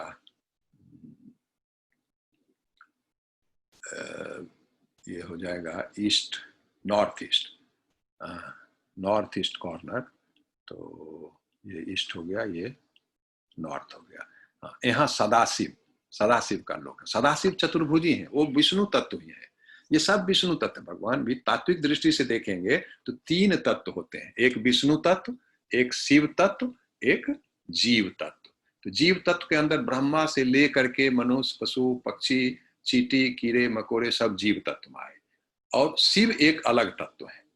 और फिर विष्णु तत्व में कृष्ण, 2 भुजा वाले कृष्ण हो या 4 बजे वाले कृष्ण हो, जितने वैकुंठ लोक में जो भगवान है, भगवान के विस्तार हैं, वो सब विष्णु तत्व कहलाए। ठीक है ना। और विष्णु तत्व के नीचे शिव तत्व, और फिर ब्रह्मा से लेकर नीचे तक जीव तत्व। तो तात्विक दृष्टि से 3 तत्व हुए। तो ये सब जो है चतुर्भुजी हैं, सब विष्णु तत्व हैं। ये भी विष्णु तत्व हैं, ये भी विष्णु तत्व हैं, लेकिन ये चतुर्भुजी होते हैं वैकुंठ में। अब यहाँ जो है संबंध जो है, यहाँ दूसरे तरफ का संबंध है। यहाँ राजा और दास वाला संबंध है। यहाँ जो जीव हम लोग मुक्त होके जाते हैं वैकुंठ लोक में, तो वहाँ भगवान से जो है बहुत सख्य रस, दोस्ती या माता पिता का संबंध, भाई का संबंध, प्रेमी प्रेम का संबंध नहीं, वैसा संबंध नहीं है। यहाँ जो है राजा और प्रजा का संबंध है। जैसे एक लोग इसके लिए उदाहरण देते हैं, जैसे एक आदमी जज है, कोई हाई कोर्ट, सुप्रीम कोर्ट का जज है, तो जब वो कोर्ट में जाएगा तो उसको सब माय लॉर्ड करके ही बुलाएगा।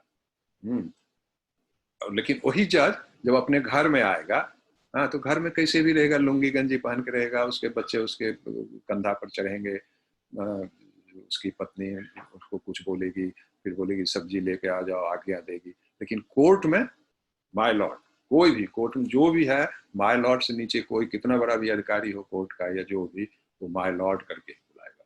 तो वैकुंठ में स्थिति वही है। वैकुंठ में जो नारायण है या और जो भी भगवान कृष्ण का विस्तार है, अधोक्षज हो, उपेंद्र हो, अच्युत हो, हरि हो, वासुदेव हो, जो भी हो, तो वो सब माय लॉर्ड है। वहां जब आप जाएंगे वैकुंठ में, आपकी वो दूरी उनसे बनी रहेगी। आपको वो संबंधों का जो आनंद है वो नजदीकी नहीं होगा। बहुत तो आपका घर जो मिलेगा वो भगवान के घर के नजदीक मिल सकता है। सामीप, सामीप मोक्ष इसको बोलते हैं। 4 तरह के मोक्ष होते हैं वैकुंठ में।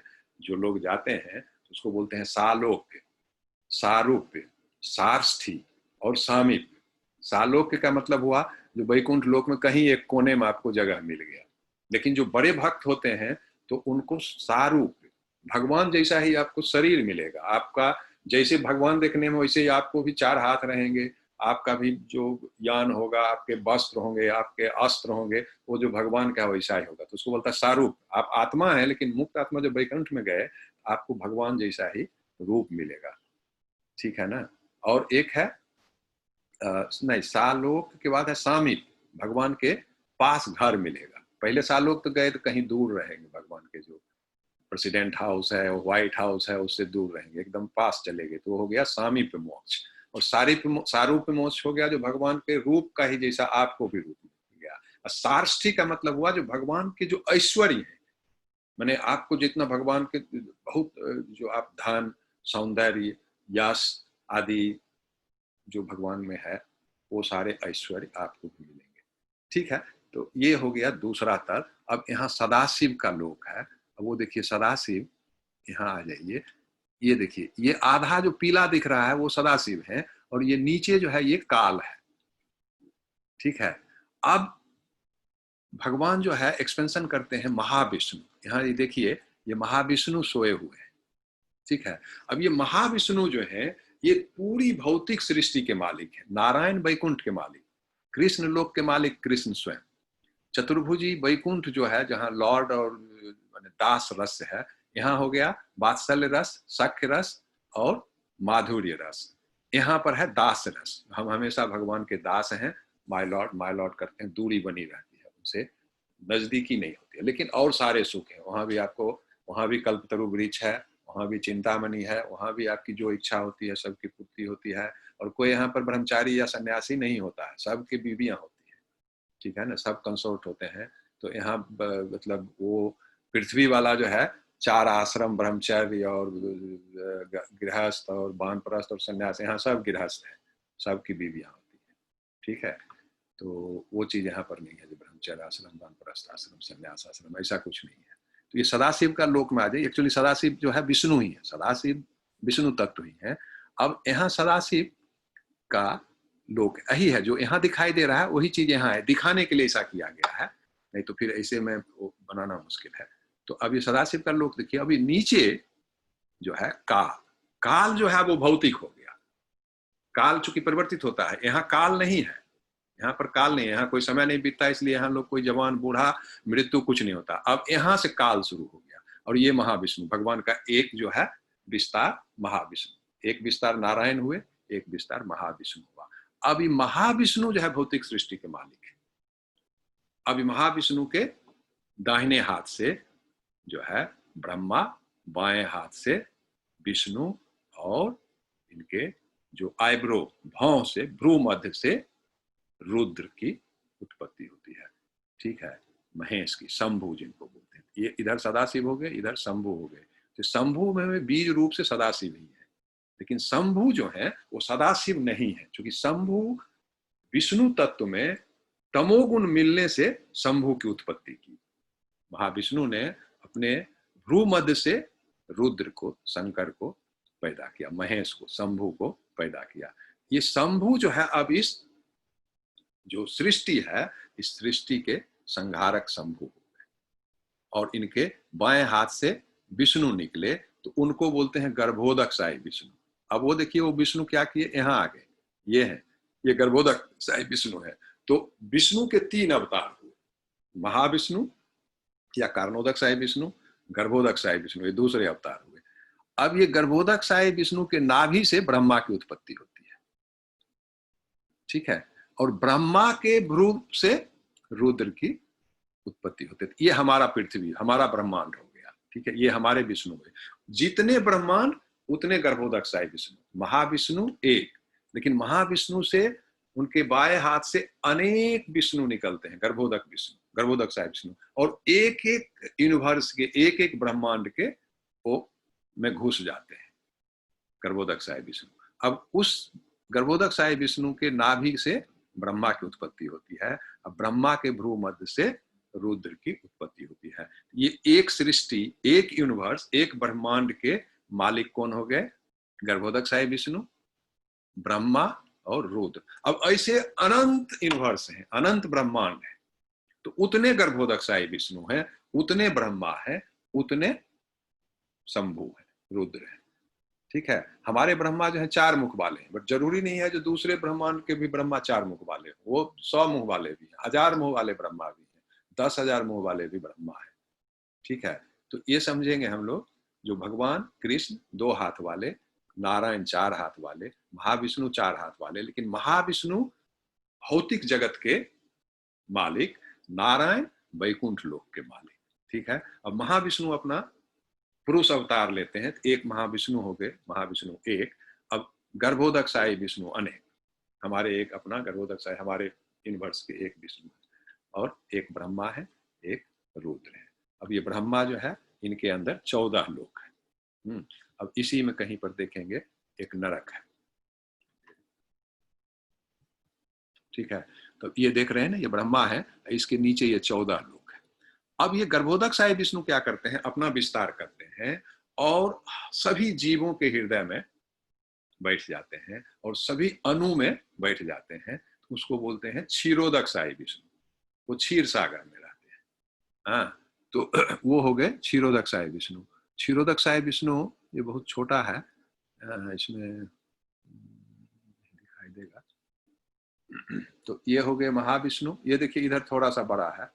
हाँ, ये महाविष्णु, ये हो गए भगवान कृष्ण का लोक, ये अयोध्या, ये शिव जी का, तो ये आधा सदाशिव, आधा जो यहाँ पर मतलब चेंज हो गया, आधा आध्यात्मिक लोक हो गया, आधा भौतिक लोक। काला जो दिखाई दे रहे थे, काल हो गया, ये गर्भोदक साई विष्णु, ये रमा देवी, ये लक्ष्मी देवी ही रमा देवी माती, ये शंभु हो गए, और इस तरह से ये सृष्टि चलती है। ये सब जो है एक ये यूनिवर्स हो गया, एक यूनिवर्स के एक मालिक गर्भोदक साई विष्णु, एक ब्रह्मा, और इनके फिर निकले रुद्र, ठीक है। और ऐसे ऐसे अनंत ब्रह्म।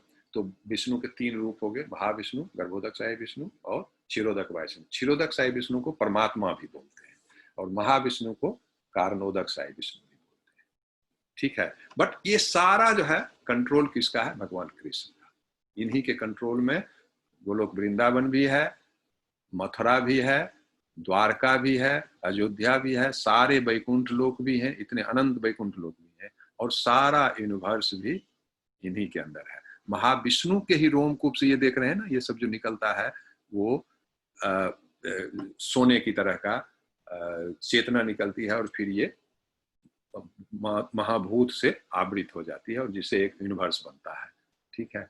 और इनके ही जो महतत्व है, महतत्व जो है बुद्धि से भी सूक्ष्म होता है, वो महतत्व ही निकल के बुद्धि बनता है, बुद्धि से अहंकार बनता है, अहंकार से मन बनता है, मन से आकाश बनता है, आकाश से वायु बनता है, वायु से अग्नि बनती है, अग्नि से जल बनता है, जल से पृथ्वी बनती है। तो सारे चीज भगवान से ही है, लेकिन महतत्व हमेशा एक अलग से रहता है, के पास रहता है। जब सृष्टि करनी होती है तो महतत्व फिर विकसित होता है, फैल के, और भौतिक सृष्टि पैदा करते हैं। ब्रह्मा जब मर जाते हैं, एक ब्रह्मा, तो फिर ये सब विलीन हो जाता है। फिर जो है पृथ्वी इतनी गर्मी होगी, जो पृथ्वी जल बन जाएगा, जल जो है अग्नि बन जाएगी, अग्नि वायु बन जाएगा, वायु आकाश बन जाएगा, आकाश मन बन जाएगा, मन अहंकार बन जाएगा, अहंकार बुद्धि बन जाएगा, और बुद्धि जो है भगवान के पास महतत्व के रूप में, प्रधान के रूप में पहुंच जाएगी, ठीक है। फिर जब सृष्टि करेंगे तो फिर ये सब चीज आगे बढ़ेगा। तो इसको डिटेल में समझने के लिए बड़े ये में हम लोग को भी चर्चा करनी पड़ेगी।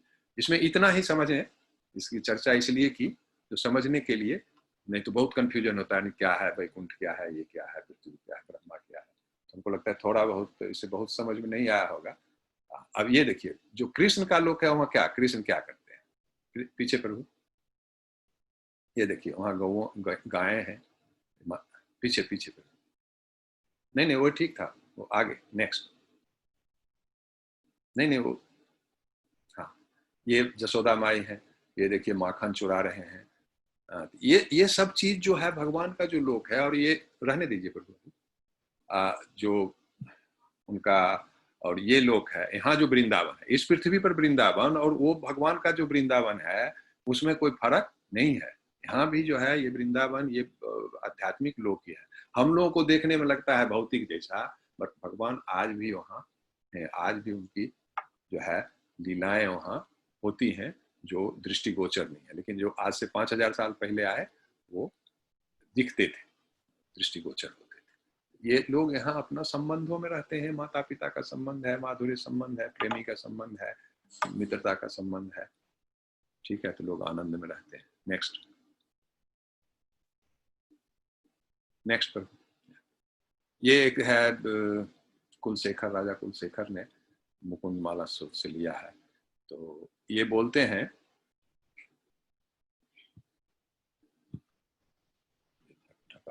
ये राजा कुलशेखर बोलते हैं, हे भगवान, आप हमारे मन को अपने चरण कमल में लगाइए, जैसे राजहंस कमल में लगता है, और हमारा जो है बोल रहे हैं, मतलब हमारा प्राण जल्दी ले लीजिए, हमको जो है जो एक नेचुरल डेथ होता है वो नहीं चाहते। बोलते हैं जो नेचुरल डेथ होगा, जब बूढ़ा होके मरेंगे और वो काप बात पित्त से मेरा गला रूंध जाएगा, तो उस समय हम आपका नाम ले पाएंगे कि नहीं ले पाएंगे इसकी कोई गारंटी नहीं है। तो हम जब स्वस्थ हैं तभी हम जो है हमारे प्राण को आप हर लीजिए, जिससे कि हम स्वस्थ रहेंगे, तो उस समय हम आपका नाम लेते हुए मृत्यु को प्राप्त करेंगे। इसलिए हमको कृपा करके ऐसा नहीं हो जो हम बूढ़ा होके मरे और जो नेचुरल मृत्यु हमारा नहीं हो, नेचुरल डेथ होने से फिर आपका नाम ले पाएंगे इसकी कोई गारंटी नहीं है। क्योंकि मरने के समय आप देखते हैं ना, लोगों का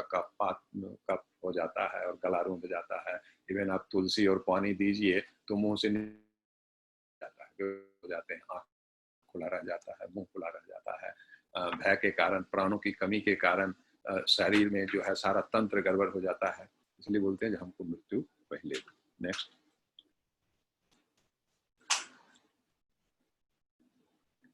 वेदेषु यज्ञेषु तपस्सु चैव दानेषु यत् पुण्यफलं प्रदिष्टम् अत्येति तत्सर्वं विदं विदित्वा एवं परस्थानम् उपैति चार्यम्। तो बोलते हैं जो भक्ति का मार्ग जो लेता है, ऐसा नहीं है जो उसको वो सारे फल नहीं मिलते हैं जो कि वेदों के अध्ययन से मिलता है, यज्ञ करने से मिलता है, दान करने से मिलता है, ध्यान करने से मिलता है, सकाम कर्म करने से मिलता है। जो भक्ति में आता है उसको वो सारे फल स्वतः मिलते हैं। भक्ति में आने से जो परम भगवान के लोगों की प्राप्ति होती ही है, और जब तक इस जीवन में रहता है तो वो सारे फल जो यज्ञ करने वालों को, दान करने वालों को, वेद अध्ययन करने वाले को, सकाम करने वाले को और जो ज्ञान योग करने वाले को जो मिलता है वो भक्तों को स्वतः मिलता है। क्योंकि आप देखिए, अगर आपको भगवान मिले तो भगवान के शरीर से जो प्रकाश निकलता है, भगवान की जो चेतना शक्ति है, उसका अनुभव तो आपको होगा ही, क्योंकि भगवान तो मूल है, उन्हीं का ये एट्रीब्यूट है, उन्हीं के शरीर से निकलता है। तो एक भक्त जो है जब भगवान को प्राप्त कर लेगा, तो जो जोगी परमात्मा को प्राप्त करते हैं और ज्ञानी जो भगवान के जो ब्रह्म ज्योति को उपलब्ध होते हैं, वो तो भक्तों को स्वतः उपलब्ध होगा ही। और जो भी चीजें बाकी जो यज्ञ करने वालों को जो फल की प्राप्ति होती है, सकाम कर्मी को, वो भी स्वतः, क्योंकि भक्त जो इच्छा करेगा उसको वो चीज की प्राप्ति होगी। जब आप भगवान को समर्पित हो गए, आप शुद्ध हो गए, तो आपकी जो चित्त शक्ति है, आप जो ही इच्छा करेंगे वो प्रकट होगा। इसलिए ऐसा नहीं है जो विरक्त होते हैं वो उन चीजों से मरहूम नहीं होते हैं।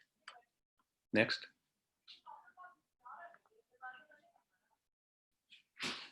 तो ये हो गया, चैप्टर समाप्त हो गया। 8.1 से लेकर 8.4 तक हमने देखा। जो अर्जुन ने प्रश्न पूछा, जो ब्रह्म क्या है, अधिदेव क्या है, अध्यात्म क्या है, यज्ञ क्या है, यज्ञेश्वर कौन है, यज्ञेश्वर कहाँ रहते हैं। ठीक है। फिर भगवान कृष्ण ने बताया जो मौत के समय कैसा करने से क्या फल की प्राप्ति होगी। फिर उन्होंने बताया जो कैसे उनको ध्यान करना है और पूर्ण भक्ति में रहनी है, तो उस हिसाब से उनको लोक की प्राप्ति होगी। नहीं तो बाकी उनके लोक को छोड़ करके सारे लोक, पृथ्वी, स्वर्ग, नरक सब अशाश्वत है और दुख का दुखालय है। ठीक है।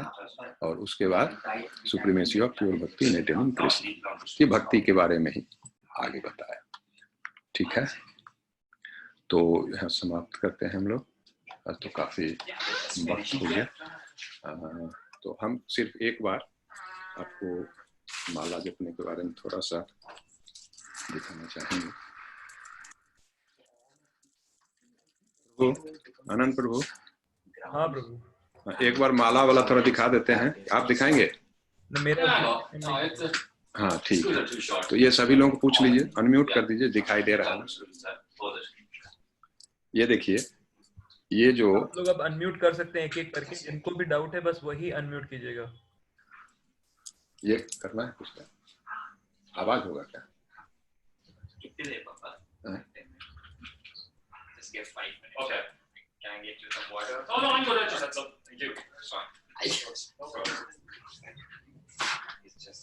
हाँ, ये आप देख रहे हैं माला में, आप देखिएगा जो एक इस तरह का बीट रहता है, तो इसको मनका बोलते हैं। ये 108 है और इसको बोलते हैं सुमेरु या कृष्णा। तो इसको यहां से पकड़ेंगे, जो पहला बड़ा वाला दाना है ना, उसको हम पकड़ेंगे कैसे? अंगूठा और बीच वाली कीजिएगा, थोड़ा ऊपर कीजिए। हाँ ठीक है। तो इसको जो ये उंगली का स्पर्श नहीं होना चाहिए, और जो भी है अंगूठा और बाकी 3 उंगली से इसको पकड़ सकते हैं। ये उंगली जो है इसको तर्जनी बोलते हैं ना, ये तर्जन के करने में, लोगों को डांटने में और दूसरों का दोष निकालने में इस उंगली का प्रयोग होता है। इसलिए इस उंगली को से माला का दाने का हम स्पर्श नहीं करते हैं। तो इसको पहला दाना को पकड़ेंगे और पहले 3 बार जय श्री कृष्ण चैतन्य प्रभु नित्यानंद श्री अद्वैत गदाधर श्रीवासादि गौर भक्त वृंद, ये 3 बार बोलेंगे। फिर हरे कृष्णा कृष्णा कृष्णा हरे हरे, हरे राम राम राम हरे हरे, ये एक मंत्र हुआ। फिर उसको दूसरे दाना पर चले जाएंगे, इसको अपनी तरफ खींचेंगे। अब अपनी तरफ खींचते हुए दूसरे दाना, फिर हरे कृष्ण कृष्ण कृष्ण हरे हरे, हरे राम राम राम हरे हरे, फिर अपनी तरफ। तो ऐसे करते करते जब आप अंत में पहुंचेंगे तो फिर ये जो कृष्णा मणि है, जिसको सुमेरु बोलते हैं या कृष्णा बीज बोलते हैं, इसको क्रॉस नहीं करना है। अब जब बड़े से छोटे पर आ गए, अब फिर इसको अपनी तरफ फिर शुरू करेंगे। जैसे कृष्ण चैतन्य प्रभु नित्यानंद श्री अद्वैत गदाधर श्रीवासादि गौर। अब फिर हरे कृष्णा कृष्णा कृष्णा हरे हरे राम। कहने का मतलब स्क्रीन पे कुछ नहीं दिखाई दे रहा है। नहीं दिखाई दे रहा है? नहीं दिख रहा है।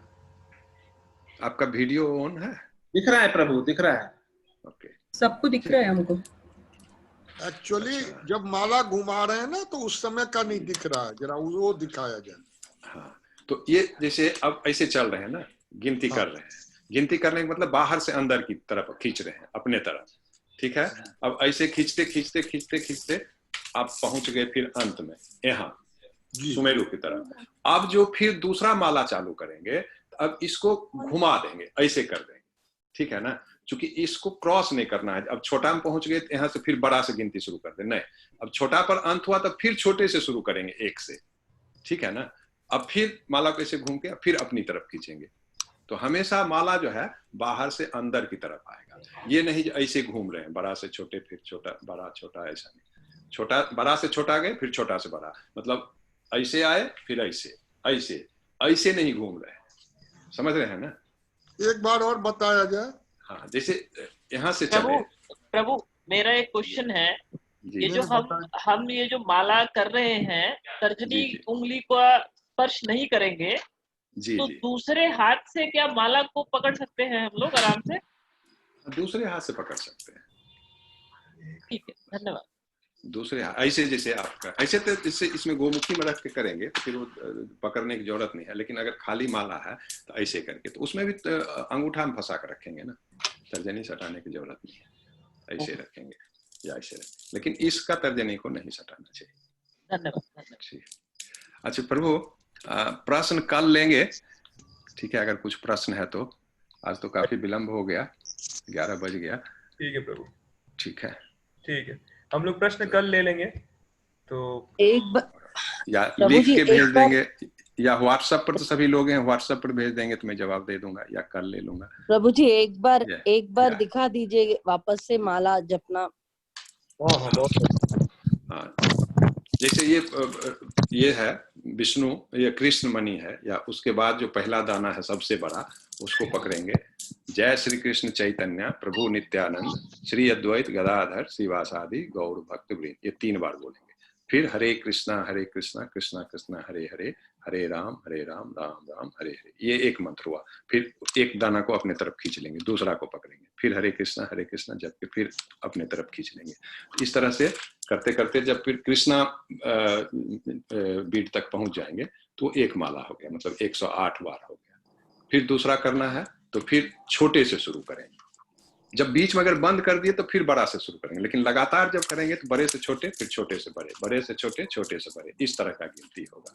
खाली इतना ध्यान रखना है, क्रॉस नहीं करना है। माला को घुमा लेंगे, बस घुमा लें माला को। एक छोटे से झोले में रहती है तो हाँ, वो ये झोला है ना, ये झोला हम जब रखेंगे तो इसमें देखिएगा इधर से माला रखा था और इधर एक छेद है, इससे उंगली ये निकला रहेगा, तर्जनी उंगली निकला रहेगा, बाहर रहेगा, इसलिए उसके स्पर्श का सवाल ही नहीं पैदा होता है। और ये झोला गले में पहन के आराम से बैठ सकते हैं कहीं भी। हाँ, गले में भी लटका सकते हैं, इसमें गले में। और इसमें गिनती के लिए भी लगा हुआ है, जिसमें 16 दाने रहते हैं। तो आप इसको जैसे एक हुआ तो एक बढ़ा दीजिए, दूसरा हुआ तो दूसरा बढ़ा दीजिए, भूलने का चांस रहता है। तो जी Prabhu ji Prabhu ji, thank you. Hare Krishna thank you सब लोग। हरे कृष्णा कृष्णा कृष्णा हरे हरे, हरे राम राम राम हरे हरे, हरे कृष्णा कृष्णा कृष्णा हरे राम राम राम हरे। प्रभु जी कृष्णा कृष्णा कृष्णा।